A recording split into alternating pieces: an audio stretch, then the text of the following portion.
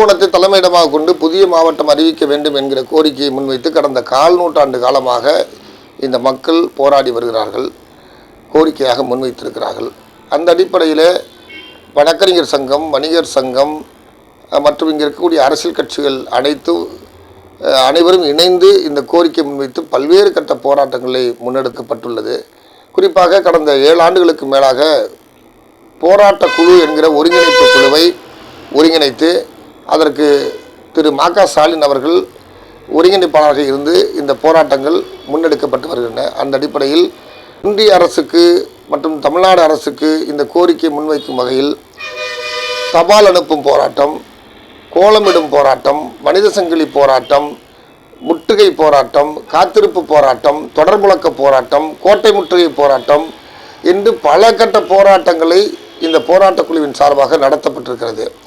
கடந்த எடப்பாடி தலைமையிலான அதிமுக அரசு காலத்திலும் இந்த கோரிக்கையை முன்வைத்திருக்கிறோம். அம்மையார் ஜெயலலிதாவுடைய தலைமையிலான காலத்திலும் இந்த கோரிக்கை முன்வைக்கப்பட்டிருக்கிறது. அந்த அடிப்படையில் 1991-96 ஆண்டு அதிமுக அரசு ஆளுங்கட்சியாக இருக்கிற போது, அதிமுக தலைமையிலான ஆளுங்கட்சி இருக்கிற போது அன்றைய சட்டமன்ற உறுப்பினராக இருந்த ராமநாதன் அவர்களும் சட்டமன்றத்தில் இது குறித்து பேசியிருக்கிறார். அதன் பிறகு 96லேருந்து இன்றைய வரை இன்றைக்கு கும்பகோணத்தை திராவிட முன்னேற்ற கழகத்தின் சார்பாக அன்பழகன் அவர்கள் இருந்து வருகிறார், அமைச்சர் கோசிமணி அவர்களும் இருந்திருக்கிறார். இந்த கோரிக்கை அன்றைக்கும் முன்வைக்கப்பட்டிருக்கிறது. குறிப்பாக குடந்தை சட்டமன்ற தொகுதி உறுப்பினர் திரு சாக்கோட்டை அன்பழகன் அவர்கள் சட்டமன்றத்திலே பல கட்டமாக இது குறித்து கேள்வி எழுப்பியிருக்கிறார், கோரிக்கை வைத்திருக்கிறார். இந்த நிலையில் இந்த கோரிக்கை நிறைவேற்றி தர வேண்டிய இடத்தில் இருக்கக்கூடிய அரசு இதுவரை நிறைவேற்றி தராமல் இருப்பது என்பது வேதனை அளிக்கக்கூடியதாக இருக்கிறது. கடந்த எடப்பாடி அரசு விவாதத்தின் போது குடந்தை சட்டமன்ற உறுப்பினர் திரு அன்பழகன் அவர்கள் வைத்த கோரிக்கைக்கு பதிலளிக்கும் வகையில் அன்றைய வருவாய்த்துறை அமைச்சர் உதயகுமார் அவர்கள் பதிலளித்து விரைவில் நாங்கள் இந்த கோரிக்கை நிறைவேற்றி தருவோம் என்று சொன்னார். ஆனால் இது நாள் வரையும் அன்றைய அரசும் நிறைவேற்றி தரவில்லை. அதன் பிறகு ஆட்சி அரியணையில் அமர்ந்திருக்கக்கூடிய திராவிட முன்னேற்ற கழக அரசு கடந்த 4 ஆண்டுகளாகியும் இதுவரை இந்த கோரிக்கைக்கு எந்த விதமான பதிலும் அளிக்காமல் இருக்கிறார்கள். குறிப்பாக கடந்த சட்டப்பேரவை பொதுத் தேர்தலின் போது அன்றைய எதிர்க்கட்சி தலைவராகவும் திராவிட முன்னேற்ற கழகத்துடைய தலைவராகவும் இருக்கக்கூடிய இன்றைய முதல்வராக இருக்கக்கூடிய திரு மு.க. ஸ்டாலின் அவர்கள் தேர்தல் பிரச்சாரத்தின் போது அன்றைக்கு கும்பகோணத்தை தலைமையிடமாக கொண்டு புதிய மாவட்டம் அறிவிப்போம் என்று அன்றைக்கு அவர் வாக்குறுதி அளித்தார். ஆனால் இன்றைக்கு சட்டப்பேரவையிலும் பொதுவெளியிலும் நாங்கள் கொடுத்த வாக்குறுதியை ஏறக்குறைய 90 விழுக்காடு தாண்டி நிறைவேற்றிவிட்டோம் என்று மார்தட்டி கொள்ளுகிற, பெருமை பாராட்டிக் கொள்ளுகிற திருமிகு மு.க. ஸ்டாலின் அரசு இந்த கோரிக்கை இதுவரையில் ஏன் நிறைவேற்றி தரவில்லை என்கிற ஒரு கேள்வியை இந்த போராட்டக் குழுவின் சார்பாக நாங்கள் தொடர்ந்து முன்வைத்து வருகிறோம். நாங்கள் கோரிக்கை வைத்து போராடத் தொடங்கி 1/4 நூற்றாண்டு காலத்திற்கு பிறகு பல மாவட்டங்கள் இன்றைக்கு உதயமாகி இருக்கிறது. திருப்பத்தூர் மாவட்டம், ராணிப்பேட்டை மாவட்டம், மயிலாடுதுறை மாவட்டம் என்று பல மாவட்டங்கள் உருவாகி இருக்கிறது. இது ஒரு வரலாற்று பெருமைக்குரிய மாவட்டமாக இருக்கிறது. வெள்ளை ஏகாதிபத்திய பிரிட்டிஷ் அரசாங்கமே தலைமையிடமாக கொண்டு ஆட்சி ஆண்ட ஒரு இடம் கும்பகோணம். எனவே இந்த கும்பகோணம் கோவில்களின் நகரமாக இருக்கிறது.